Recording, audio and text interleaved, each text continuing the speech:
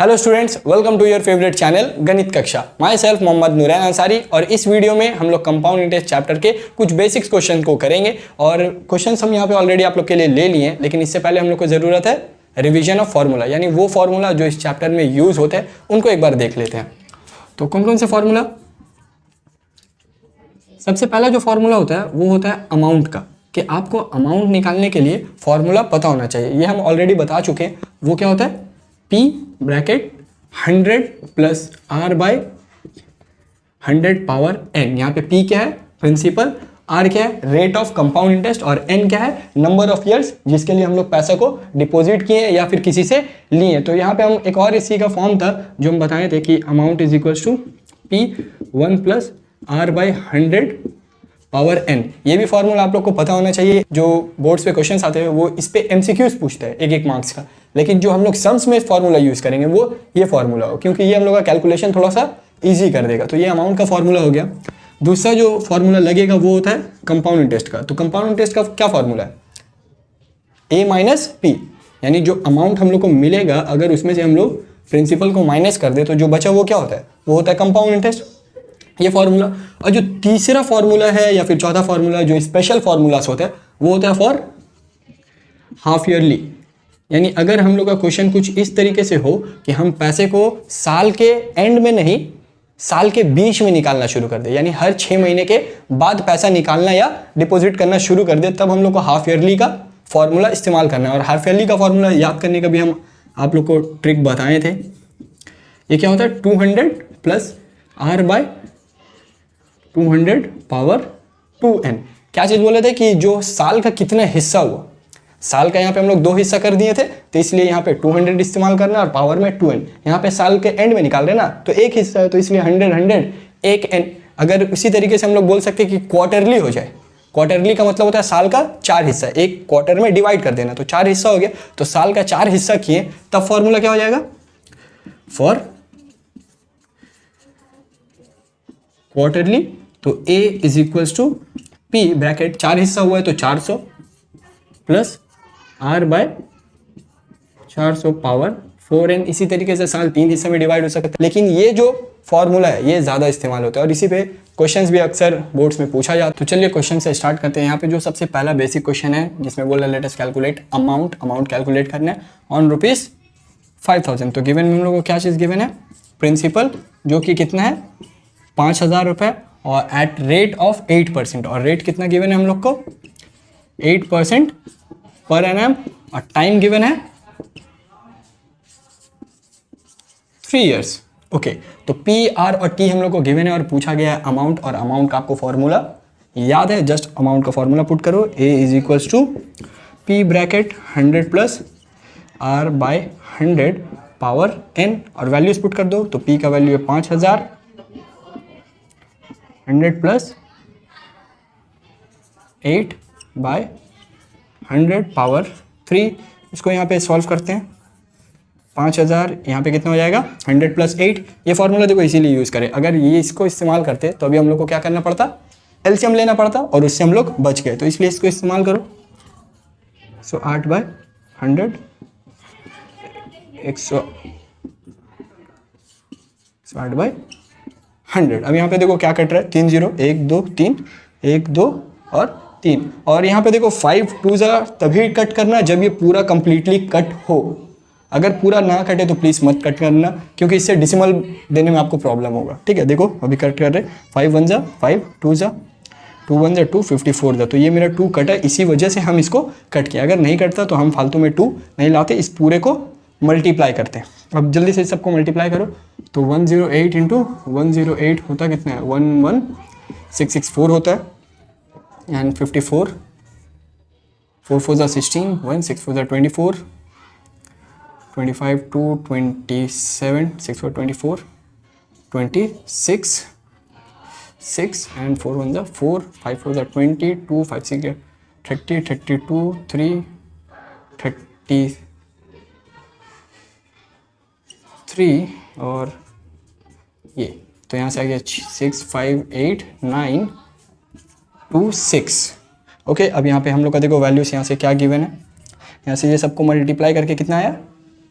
629856 bye 100। तो अब just हम 2 के बाद 0 बैठा सकते हैं, तो हम यहाँ पे बैठा देंगे 6298.56 और यही मेरा अमाउंट है और हम अमाउंट कैलकुलेट कर लें।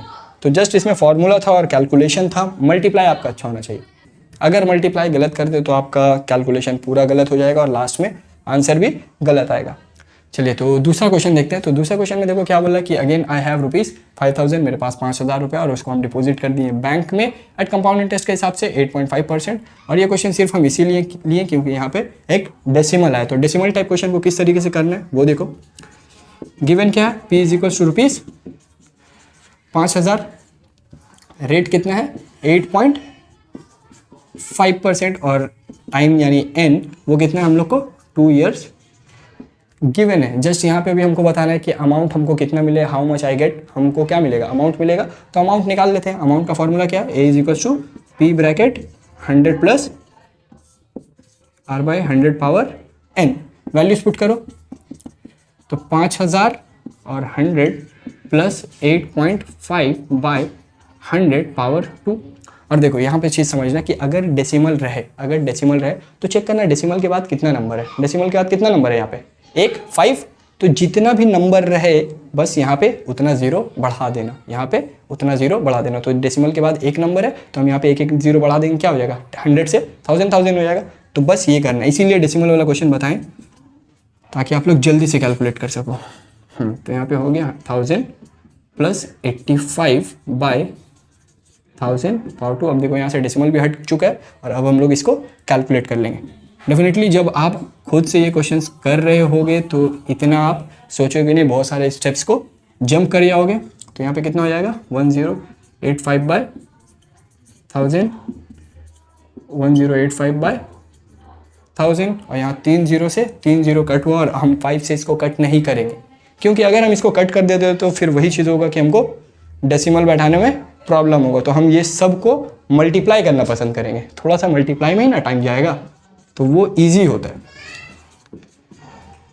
5 5 = 25, 5 8 = 45, ओके 8 5 = 40, 8 8 = 64, 68 एंड 8 अगेन एक 0 के लिए हम स्किप कर रहे हैं तो कितना हो जाएगा 5801 और ऐड कर दो 522 और यहाँ पे कितना हो जाएगा 10 6 7 1 8 8 16 1 17 के साथ 1 1 तो 1177225 आ गया और हमको अभी भी 5 से मल्टीप्लाई करना बाकी है तो हम कर देते हैं। मल्टीप्लाई करना ईजी होता है एज़ कम्पेयर टू डिवीजन।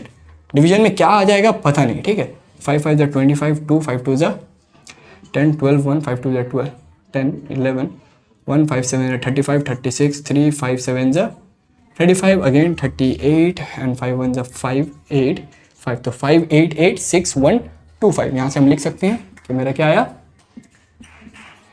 5886,000। तो अगर 1000 आया यानी कितने के बाद 0, 3 के बाद 0 तो हम यहाँ पे बढ़ा देंगे 5886.125 और यही मेरा आंसर है। तो देखो जस्ट अगर यहाँ पे सिर्फ समझने वाला चीज़ है कि वो ये कि किस तरीके से कैलकुलेट करना है क्योंकि फॉर्मूला तो सिर्फ यही बैठ रहा है A = P 100 + R/100। इस फॉर्मूला को बैठाना कोई बड़ा चीज़ नहीं है, कैलकुलेट किस तरीके से करना है वो जरूरी है। अब बार बार बोलने कि मल्टीप्लिकेशन पे थोड़ा सा ध्यान रखना, एक बार चेक कर लेना, रीचेक कर लेना क्योंकि मल्टीप्लिकेशन अगर गलत होता है तो फिर आगे कुछ भी सही थोड़ी ना होगा, सब तो गलत ही होगा। तो जल्दी से इसको कॉपी करो, नेक्स्ट क्वेश्चन लेते हैं।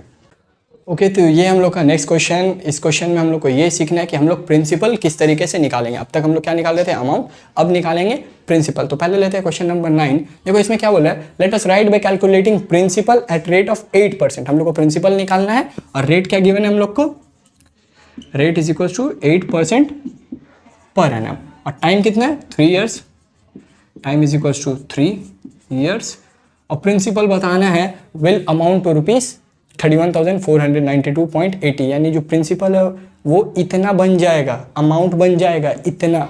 तो हम लोग का अमाउंट इस बार गिवन है, अमाउंट कितना है ₹31,492.80 और अब हम लोग जस्ट इसको सॉल्व करेंगे। तो प्रिंसिपल निकालने के लिए आपको कोई अलग फार्मूला नहीं पता है, जो फार्मूला पता है वो क्या है, वो है अमाउंट का formula. A = P bracket 100 plus R by 100 power N. यहाँ पे सारा वैल्यूज पुट करो, जो जो वैल्यूज आपको पता है वो वैल्यूज पुट कर दो। अमाउंट का वैल्यू पता है वो पुट करो 3149.2.80 is equal to P 100 plus 8 by 100 power 3। अब यहाँ से हम लोग सॉल्व करेंगे तो यहाँ से क्या हो जाएगा, सबसे पहले इसको फ्रैक्शन में कन्वर्ट करो। 3149.280 by 100 is equal to P का वैल्यू नहीं पता, पी वैसे ही 100 प्लस ब्रैकेट ओपन 108 हो जाएगा ना, 108 इंटू 100 और 3 बार लिखना है क्योंकि पावर कितना है 3 है। अब जस्ट आपको यहाँ से p का वैल्यू को कैलकुलेट कर लेना। तो p का वैल्यू कैसे निकलेगा, ये सारा फ्रैक्शंस को इधर करें और फ्रैक्शन जब भी इक्वल टू के इधर आता है तो क्या होता है, वो उलट जाता है यानी इन्वर्स हो जाता है। तो यहाँ से हम लोग सॉल्व करते हैं जल्दी से। p इज इक्वल टू, तो ये तो वैसे ही रह जाएगा 3149.280 बाय 100 इंटू ये इधर आया तो क्या बन जाएगा 100 by 108 into 100 by 108 into 100 by 108। और अब हम लोग इसको कट कर रहे हैं तो हम इसको 9 से काट रहे हैं, 9 1 जा 9, 9 2 जा 18 और यहाँ पे हो जाएगा 9 3 जा 27 और कितना बचेगा 44, 9 6 जा 9 4 जा 36 और यहाँ से बचा 89, 9 9 जा 81, 9 9 जा 81 एंड 1 9 2 जा 18 और 0। अगेन हम इसको 9 से कट करेंगे, 9 1 जा 9 2 जा और यहाँ पे देखो कितना हो रहा है 9 3 जा 27 और 79, 9 8 जा 72, अगेन 9 8 जा 72, 9 8 जा 72, फिर कट कर रहे 9 12 जा और यहाँ से कितना हो जाएगा 9 4 जा 36 और 48 बचा, 9 5 जा 28 बचा ना, 28 बचा तो 9 3 जा 27 और 9 2 जा 18 और एक 0। अब यहाँ 12 से कट करें, 12 1 जा, यहाँ देखो 12 कितना जो हो जाएगा 12 3 जा 36, 12 6 जा 72 एंड 0, 12 1 जा 12 4 जा और 12 3 जा 36, 6 2 जा 6 5 जा और यहाँ से 2 1 जा और 2 5 जा 10 और ये 50 हो गया, 100 से 100 भी कटा। तो बच क्या क्या गया यहाँ से, तो P इज इक्वल्स टू यहाँ पे एक 5 बचा है ऊपर में, एक 50 बचा है ऊपर में और एक 100 बचा है ऊपर में इज इक्वल्स टू, तो कितना हो जाएगा 5 5 जा 25 और 1 2 3 0। तो मेरा आंसर आ गया P इज इक्वल्स टू 25,000। अब ये काटने वाला चीज़ आप जितना अच्छा कर सकते हो, जितना बड़ा बड़ा नंबर से कट करो, आप डायरेक्टली 108 से कट कर दो, ये आपके ऊपर डिपेंड करता है। यानी जितना अच्छा से आप कट कर सकते हो उतना अच्छा करना, और छोटे नंबर से भी काट कर सकते हो, थोड़ा लंबा हो जाएगा, ठीक है। तो इस तरीके से हम लोग निकाल लिया। अब ये क्वेश्चन देख लेते हैं। इस क्वेश्चन में देखो क्या बोला, let us write by calculating principal whose compound interest. यानी अगेन हम लोग को प्रिंसिपल निकालना और इस बार क्या गिवन है कंपाउंड इंटरेस्ट। वहाँ क्या गिवन था अमाउंट, यहाँ गिवन है कंपाउंड इंटरेस्ट। तो ऐसे केस में क्या करते हैं, सबसे पहले गिवन लिखो। तो गिवन में आपको देखो CI गिवन है कितना 2648 और आपको क्या गिवन है रेट गिवन है 10% और टाइम गिवन है 3 years। ओके, जो कंपाउंड इंटरेस्ट का फॉर्मूला होता है वो क्या होता है, तो वो फॉर्मूला से तो हम बोलते नहीं है करने, लेकिन फिर भी चलो करते हैं। तो C is equals to A minus P।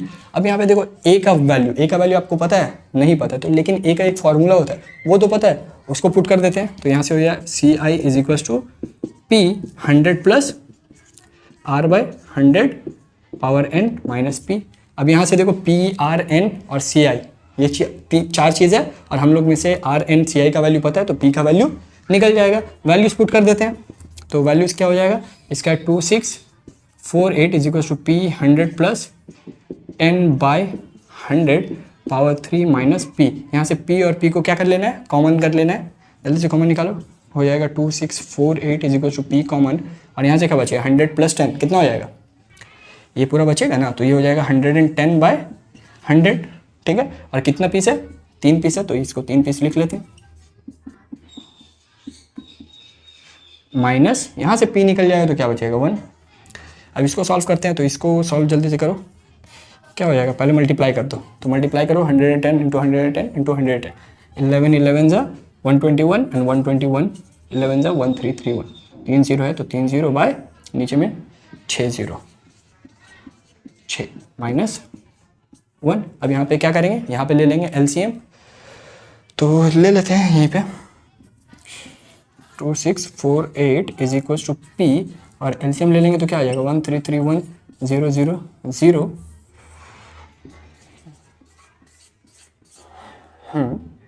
2 4 6, हाँ ठीक है, माइनस इससे डिवाइड करेंगे तो 1, और ये मल्टीप्लाई हो जाएगा तो क्या आ जाएगा, ये आ जाएगा। अब यहाँ से माइनस करो, तो माइनस हम ऊपर में करते हैं यहाँ पे, ठीक है। तो देखो 2648 इज इक्वल टू पी, और माइनस करोगे कितना बचेगा, यहाँ से बच जाएगा 33113/60, ठीक है।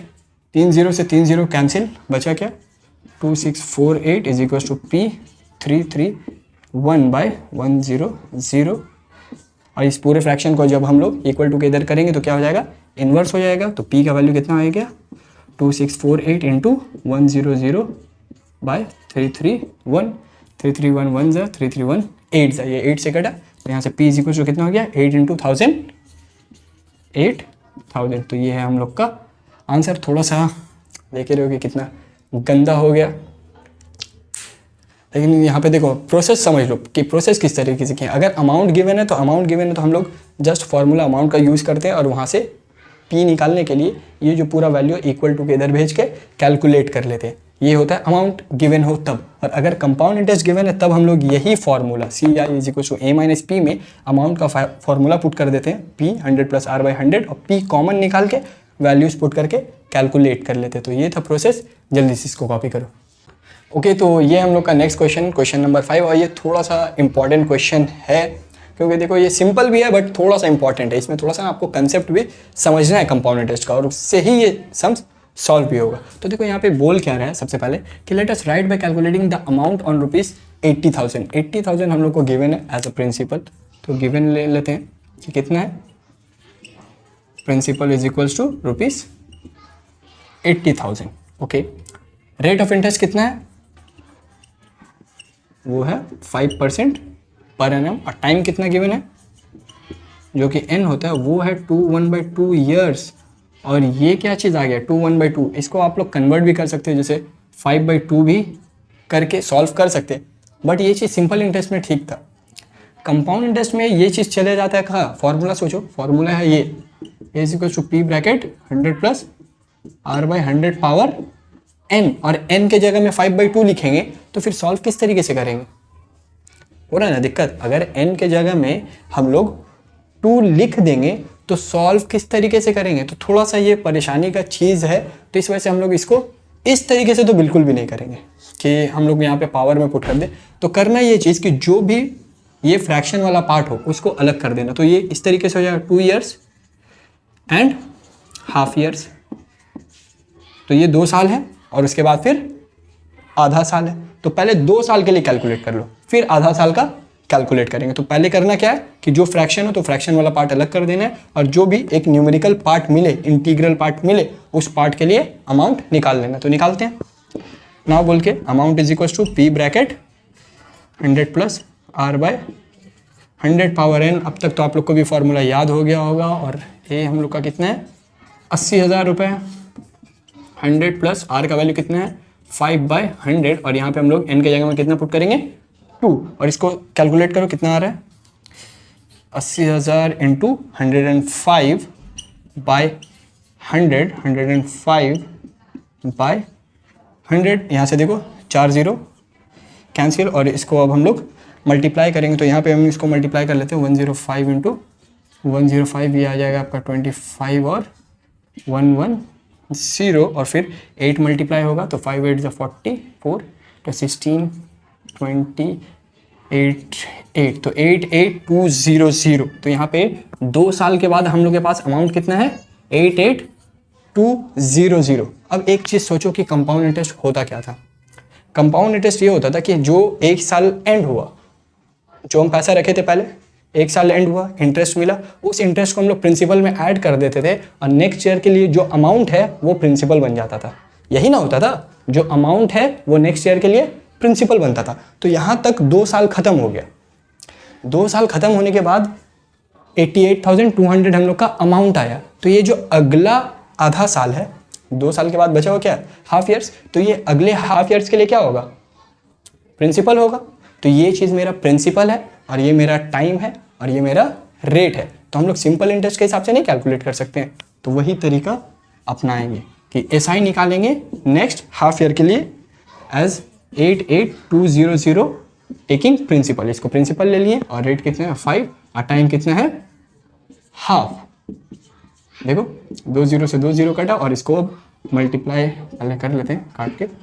4 4 1 5 1 5 5 4 22 5 4 20 22। तो ये बचा हुआ हाफ साल के लिए कितना हमको इंटरेस्ट देगा, इतना। वो भी किस में ऐड होगा, इसी में। 2 साल के बाद इतना अमाउंट मेरे पास है और उसमें इतना इंटरेस्ट और ऐड होगा, तो टोटल अमाउंट कितना बन गया 88200 प्लस 2205। ऐसे ऐड करो कितना हो जाएगा 05 22 4 8 2 इसका 0 1 और ठीक है। तो इतना अमाउंट हम लोग को मिलेगा at the end of 2.5 years. तो किए क्या, ये चीज़ देखो समझना है, बहुत इंपॉर्टेंट चीज़ था। ये हम लोग 2 साल को अलग किए और हाफ ईयर्स को अलग किए। पहले 2 ईयर्स के लिए अमाउंट निकाल लिया और जो फ्रैक्शन वाला पार्ट था उसके लिए सिंपल इंटरेस्ट के फॉर्म में हम लोग इंटरेस्ट निकाल लिया और ये जो अमाउंट था उसमें ऐड कर दिया और ये मेरा टोटल अमाउंट हो गया। तो इस चीज़ को बताने के लिए ये क्वेश्चन कराना इम्पॉर्टेंट था और यहीं पे हम लोग इस क्लास को एंड करते हैं। और जो भी आप लोग के लिए ये होमवर्क है, इन होमवर्क क्वेश्चंस को आप लोग को कर लेना है। जो अब तक क्वेश्चंस कराए हैं उसी पे बेस्ड है, बेसिक क्वेश्चन, जस्ट फॉर्मूला आपको पुट करना है और इन सारे क्वेश्चंस को सॉल्व करके आंसर को आपको कमेंट करना है। और अगर अब तक आपने हमारे चैनल को सब्सक्राइब नहीं किया तो सब्सक्राइब कर दे और अपने फ्रेंड्स के साथ शेयर करें और पढ़ाई करते रहे। All the very best.